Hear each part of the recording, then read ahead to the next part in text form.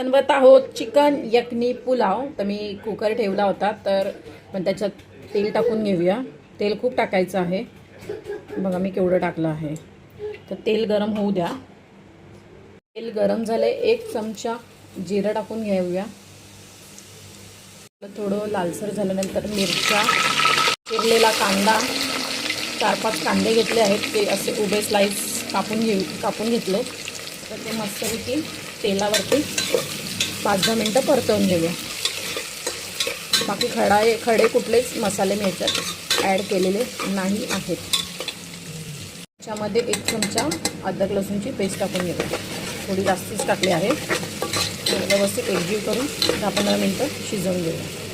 ते आपण चिकन आणलं होतं, ते धुवून वगैरे ठेवलं होतं, हे आपण याच्यामध्ये टाकून घेऊया। याला व्यवस्थित एकजीव करून घेऊया।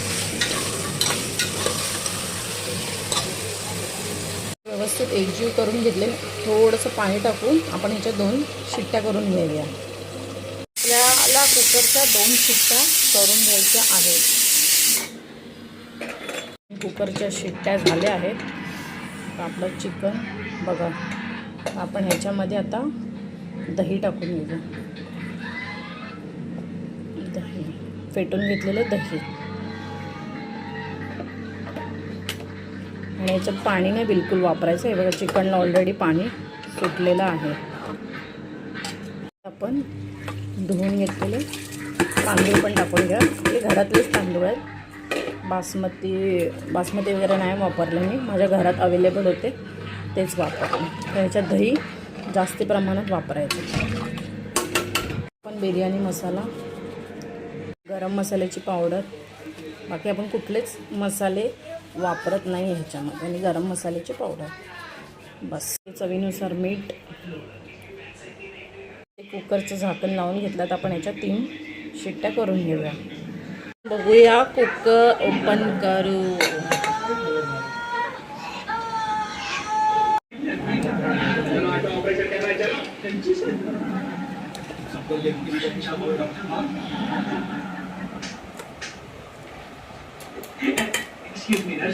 कुछ हुआ?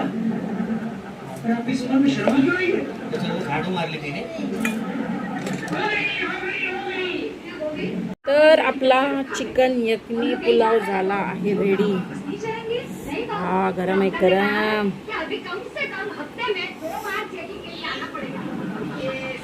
कितने हफ्तों का है? यही 3 महीने तक।